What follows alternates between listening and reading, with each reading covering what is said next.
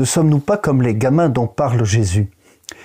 Ils ne dansent pas au son de la flûte et ne pleurent pas lors des lamentations. Ils sont peut-être dans un autre monde que celui qui les environne. Nous-mêmes, parce que nous sommes assommés par une foule d'informations et peut-être aussi par négligence, nous risquons d'être indifférents à ce qui se passe près de nous.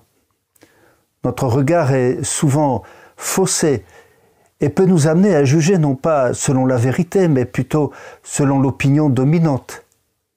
En effet, nous jugeons souvent, nous caricaturons les personnes quand cela nous arrange, tout comme ceux qui accusaient Jean à cause de sa vie ascétique et qui critiquaient Jésus parce qu'il aimait la convivialité et partageait de bons repas avec ceux qu'il rencontrait. Pour accueillir la parole de Dieu et intégrer sa sagesse au cœur de nos vies, il faut beaucoup d'humilité, ne pas se mettre au centre du monde ou au-dessus des autres, vivre dans le réel et ne pas juger selon nos intérêts. En un mot, il faut apprendre à être libre et laisser l'Esprit Saint transformer nos préjugés et nos a priori. Il faut habiter notre monde et y discerner les signes que Dieu nous fait.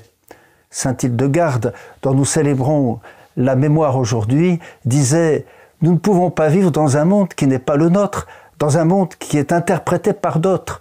Un monde interprété n'est pas une maison. »